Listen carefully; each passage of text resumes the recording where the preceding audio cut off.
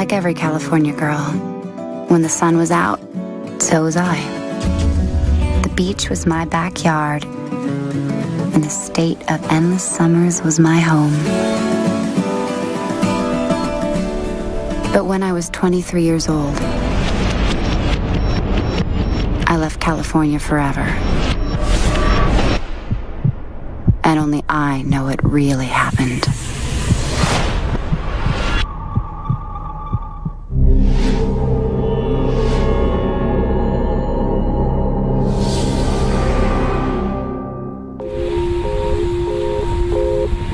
For most people, California is all about chasing a dream. Still, when you move too fast, the dream just becomes a blur. Life in California can seem so relaxing, but it can be crazy at times. There's so many people, everybody's in a hurry. My dream was just to be happy, and I always managed to enjoy my life, no matter what. She was very beautiful on the outside. She was very beautiful inside as well, which is a unique characteristic. Denise was amazing. 5'10", dazzling blue eyes, her beautiful smile, and just her outgoing personality. Every guy wanted to meet her and know her and go out with her. At 23, I wasn't looking to settle down. Not yet. I had fallen in love, though, but not with a man. My heart was captured by music. She just loved music and always wanted to have her music around. But she loved to go to concerts. Music was everything, and going to see my favorite band was the perfect night out. Or so I thought. One of her passions was a particular British band, and when she heard that this particular artist was here locally, she jumped at the chance to go to the live concert. Denise had tickets that she had gotten from a friend, so she invited another friend, Rob. It seemed like such a normal night.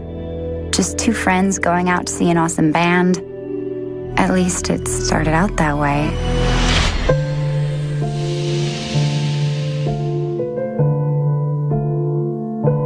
On June 2nd, 1991, it was a Sunday summer evening. We were in the family room watching TV, and she was getting ready. She was wearing a black dress and black shoes. She was dressed up. She wanted to look nice. She popped her head in the door and just with that beautiful smile, and she said, "I love you both," and that was it. That's the last time we saw her. I never thought that when I told my parents I loved them that it would have to be forever. Denise picked up Rob Calvert, and they both drove up to the venue to listen to this concert. And then they left, and Denise dropped Rob Calvert off at his house in Huntington Beach. We always kind of told her, be careful, because she was driving by herself. She always said, "Oh, nothing could happen to me." But I was wrong. Something could happen to me. And something did.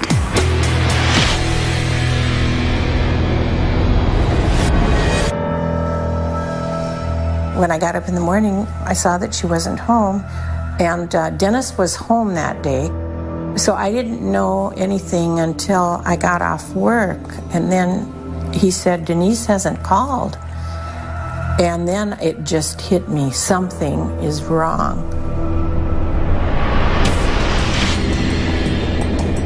Her mom called me and asked if Denise had stayed the night at my house.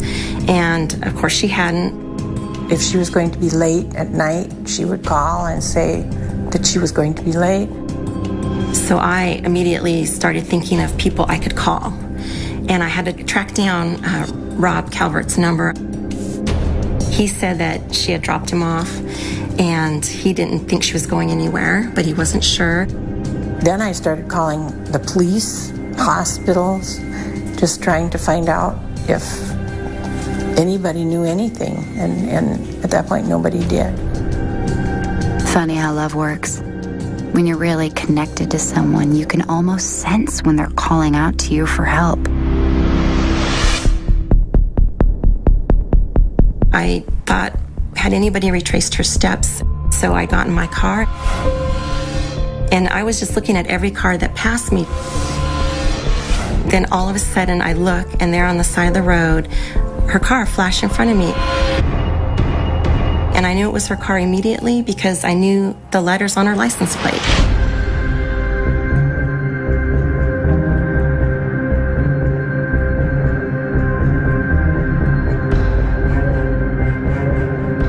I was hysterical because there was her car, but no Denise. So Denise's car had been sitting there for almost 24 hours, and the flashers had been on,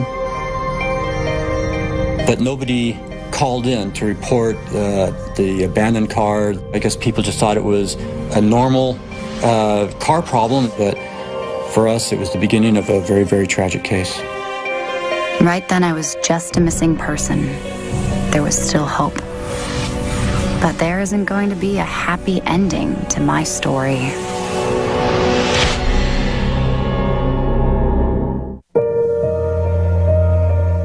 It seemed so innocent. Just a night out at a concert with a friend. But when I didn't come home, everyone started to worry. There was still hope that I could return on my own. But I knew that I was gone forever.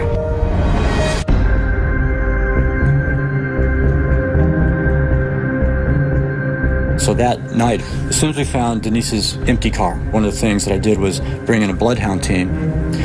And the bloodhounds were able to track a scent that we believe was Denise's from her car about 75 yards up the freeway, and then they disappeared.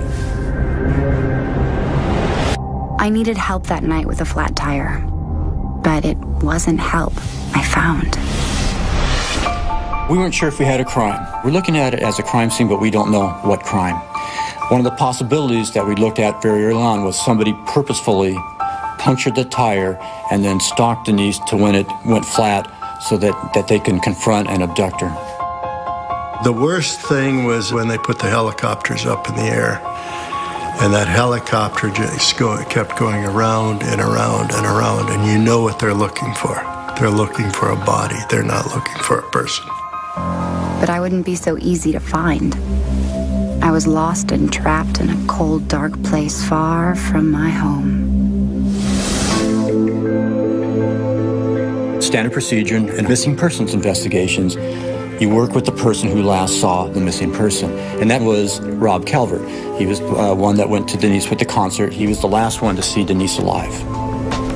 The police kept pursuing Rob, thinking at some point he's got a crack because he must know something. What is he not saying? Rob freely admitted that he was romantically interested in Denise. Denise wasn't of that frame of mind. She didn't want to get into a relationship. Some people were thinking that maybe he tried something with her and she rejected him, and so he was angry and did something to her. Poor Rob. The police had nowhere else to look, so they honed in on him hard. I knew Rob would never harm me, and soon everyone else would know too.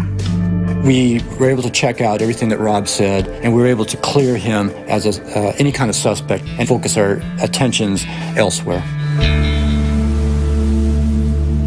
Wherever I went, I'd have flyers and I'd pass them out. We also put a banner up beside the freeway where her car was, asking, "Have you seen Denise?" I held out hopes that we could find her, because I did not want to accept the opposite, that she was no longer with us. It's hard to accept when someone is gone, and it's just as hard to accept that they may never find out what happened to you. As time went on, I was very convinced that it was some kind of an abduction, probably violence involved. We did hire private detectives. We had psychics. We had kooks. We had people that were crazy that came and told me they knew things, and I'd go out in the desert with them, or I'd meet them somewhere in the dark alley to get information. I was like a crazy man, but I didn't care. I'd do anything to save her life, to bring it back. Months, and then years went by, and all the time I was kept hidden. Everyone was looking, but no one could find me.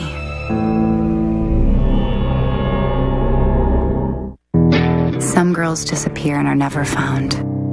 I didn't want to be one of them. It took a few years, but soon I would be back with my family. Just not the way they had hoped. About 3 years later, almost about the anniversary when Denise was first missing, I get a call from Lieutenant Scott Masher from the Yavapai County Sheriff's Office in Arizona. Arizona's just across the state lines from California, but for me, it's a million miles from home. Now the California cops in my case are about to take a road trip. There's something in Arizona they've been looking for. In July 1994, John Familaro here in Prescott, Arizona, was a vendor at a local flea market and met a couple who was interested in buying paint supplies from him. Once they arrived at the house, both were a little suspicious of a large rental truck there parked in the driveway, which seemed to have been sitting there for quite some time. They start to get an uneasy feeling. In fact, the woman says the hair on the back of her neck stood up.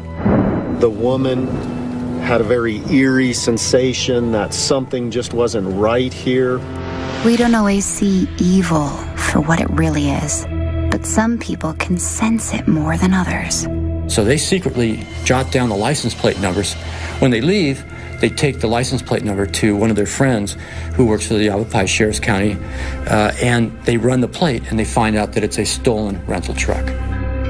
The vehicle had actually been missing from the rental company for some months and had actually been reported stolen just a few days previously. So a patrol deputy goes out to investigate this stolen truck. And he notices an orange, bright orange electrical cord coming out the back. John Familaro wasn't home when the law came calling. Still, the deputy knew that something just wasn't quite right about that cord. The back of the truck was closed and locked, so he couldn't look in to see what that extension cord was plugged into, but to him all this was suspicious. At that time, there was a lot of mobile methamphetamine labs.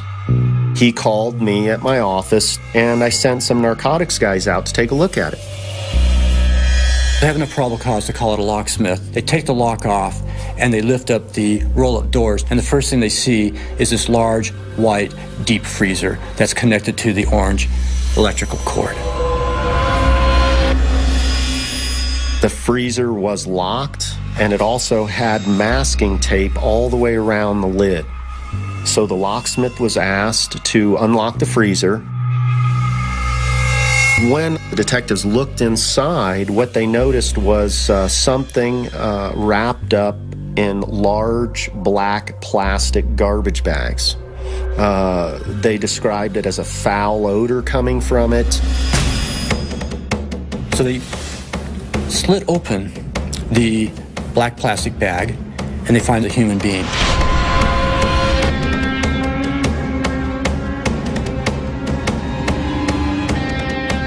The body, although frozen, was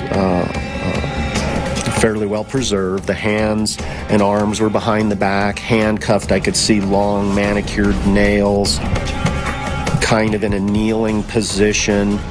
At that point, they recognize that they have a very strange and brutal homicide on their hands. Who was she? Where does she come from? Who could do this? And what kind of monster are we going to be dealing with? My body has been found, but my identity remains a mystery. These Arizona cops don't even know my name. Fortunately, killers often keep a few trophies from their victims, and mine was no exception. Once we got into the residence, first thing I noticed, these two boxes marked Christmas.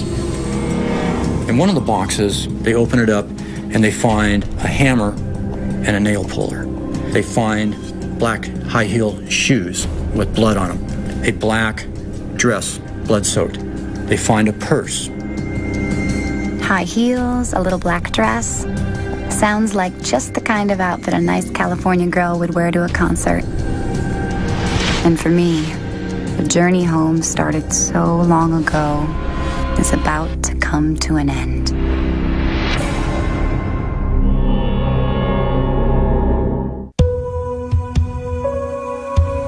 There were times when it felt like I'd be lost forever.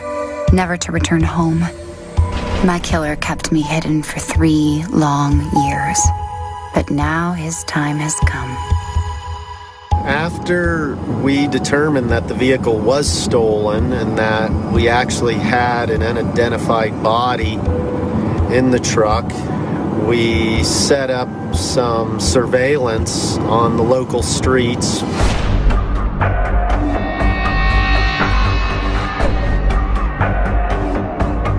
A killer is finally off the streets, but the name of his victim, my name, is still unknown. There was a lot of work going on all at one time, and this is while the body's thawing out. We found some identification, which immediately came up as a missing person out of Costa Mesa Police Department in California as a Denise Hubert, been missing since 1991. I personally called the Costa Mesa Police Department, talked to Lieutenant Ron Smith. Lieutenant Masher says, "Have you ever heard of Denise Hubert?" I said, "Oh my gosh, you got to be kidding me." I said, "This is our biggest case. I mean, this is the case that's haunted me from the very beginning." I told him, I think we got her. We got the dress, we got the shoes, everything's starting to match. I've been so cold for so long, trapped in an icy prison. But it won't be long now before I'm home at last.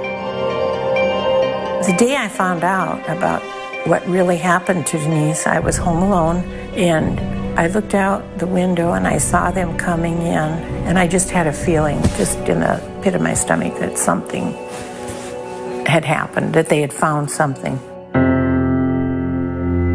It was devastating. There was no reason to be looking. We were not going to find her alive. And for 3 years, I clung to that, and it wasn't going to happen anymore. All hope was lost. A killer stole my life and my future and broke my family's heart. And now they'll never know what really happened to me because my killer isn't talking. John Familaro has refused to talk from the very beginning, so we have to put the pieces together without witnesses, without a confession, based just on the physical evidence. Did Familaro tamper with that tire? Did he see her at the concert and follow her there? Was it just a bit of chance that he happened to be driving by and see her broke down? It's all possible. What I do know is that John Joseph Familaro abducted her, killed her, kept her, brought her to Prescott, Arizona. I was all alone in the dark, stranded by the side of the road. I don't know how long my killer was watching me. All I know is that suddenly he was there. I think Denise struggled so much that he knocked her unconscious with a hammer at that scene because the back of her shoes are scraped and drug. He then took her to a storage facility that he had rented, and there at that facility is where he ultimately killed her using a nail bar. She'd been sexually assaulted as well as physically assaulted with the blows to her head. Several blows, maybe up to 3 dozen, maybe more. But even after I died, my killer didn't let me go. Familaro decided to keep Denise frozen for approximately 3 years. We found a receipt for the freezer that we actually found her in, which he had purchased just a short time after Denise disappeared. And he actually transported her from California to Prescott, Arizona, in the freezer, frozen.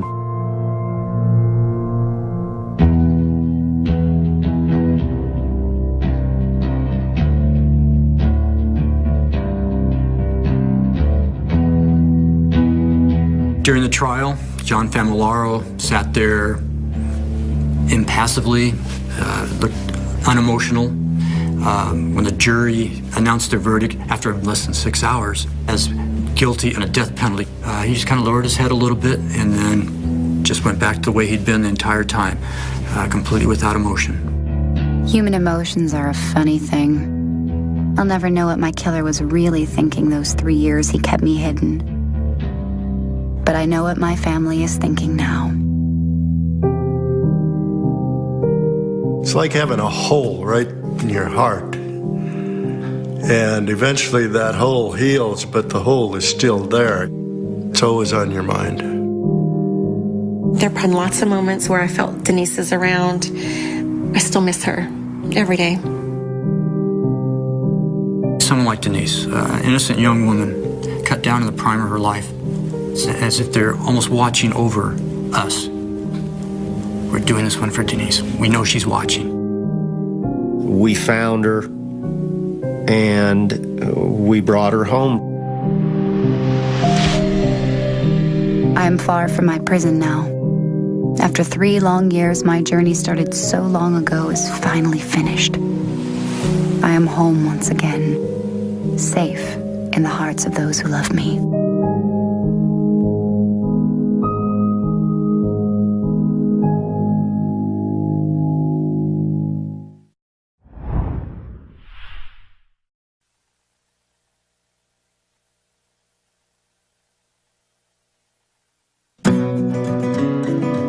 Like every California girl, when the sun was out, so was I.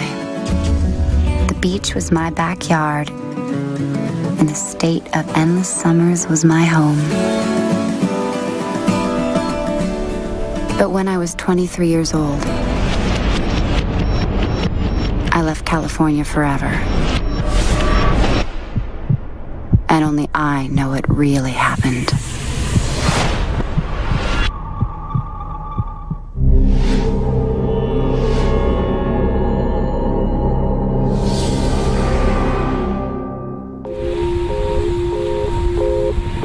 For most people, California is all about chasing a dream. Still, when you move too fast, the dream just becomes a blur. Life in California can seem so relaxing, but it can be crazy at times. There's so many people, everybody's in a hurry. My dream was just to be happy, and I always managed to enjoy my life, no matter what. She was very beautiful on the outside. She was very beautiful inside as well, which is a unique characteristic. Denise was amazing. 5'10", dazzling blue eyes, her beautiful smile, and just her outgoing personality. Every guy wanted to meet her and know her and go out with her. At 23, I wasn't looking to settle down. Not yet. I had fallen in love, though. Well, not with a man. My heart was captured by music. She just loved music and always wanted to have her music around. Well, she loved to go to concerts. Music was everything, and going to see my favorite band was the perfect night out.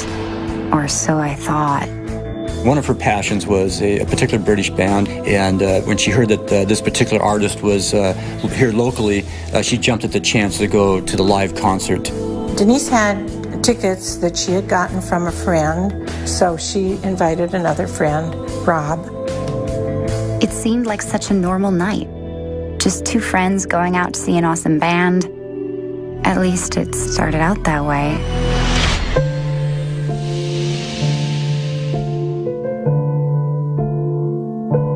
On June 2nd, 1991, it was a Sunday summer evening.